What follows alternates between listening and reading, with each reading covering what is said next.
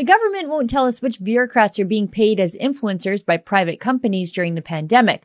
However, the documents we have show it happened.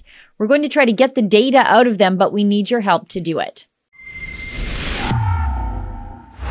We know that Health Canada has been paying influencers to push pro-vaccine, pro-lockdown messaging. Frankly, it's almost expected that when we see someone in pop culture pushing the official government line, that they're being paid for it. They're being paid to push us to submit to rules on our lives that they scarcely live by themselves. Millionaires taking tax money to convince the little guy to comply with lockdowns that could destroy the little guy financially. It's all transactional. It's gross. It's the Kardashification of public health. But at least if you've been paying attention, you know what's happening. It's published in the CBC. Health Canada wants influencers to spread COVID messaging. But what if the brainwashing is coming from people under the guise of government with the credibility of being part of the public health cabal? What if government bureaucrats were being paid to be influencers by private pharmaceutical companies on top of their current government salaries to tweet and Instagram the ways of the COVID deep state? And because of social media rules, if you question their paid talking points, you could be canceled and banned. Let me show you this access to information filing we found as a proactive release on the government website. What this means is someone else filed for this information and the government has now released the documents to the public. I don't know who did this filing, but I think they know something we don't. Look at what they asked for.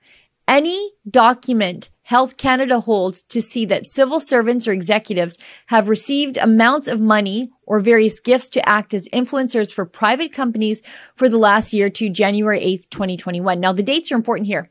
They're asking for the pandemic dates. This person, I think, is asking in a sneaky way if bureaucrats are getting paid by Big Pharma to push vaccines or by Amazon, for example, to tell people to stay at home and do all their shopping that way. The government returned documents. They don't deny that civil servants were getting cash and gifts from private companies to act as paid influencers to the public.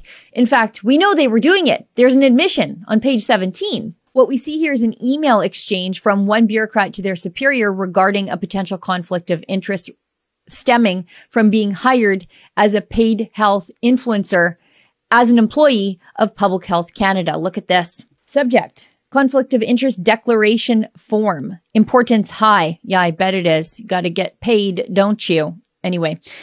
Hi, Randy. As promised, here is my conflict of interest declaration form along with a Word document with information to be included in section C of the form. I appreciate you and your team expediting this review. Thank you. And then it is all redacted. We don't know what company hired this public health bureaucrat. We don't know how much they were paid, and we don't know who they are, but we do know that the team expedited this review.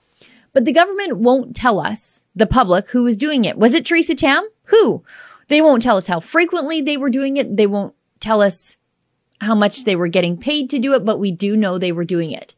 They won't say who hired them. It's all redacted.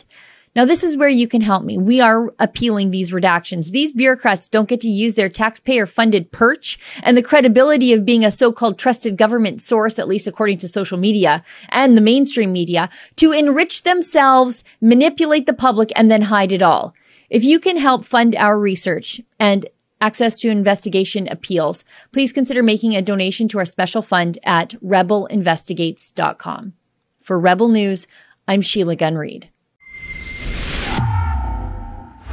We are going to be forced to fight the government for this information tooth and nail, but we promise we will do our best to get this information to the public. The government should not be allowed to manipulate the public behind closed doors. If you'd like to help fund our access to information investigations, please consider making a donation to rebelinvestigates.com. And thank you for helping Rebel News stay proudly independent.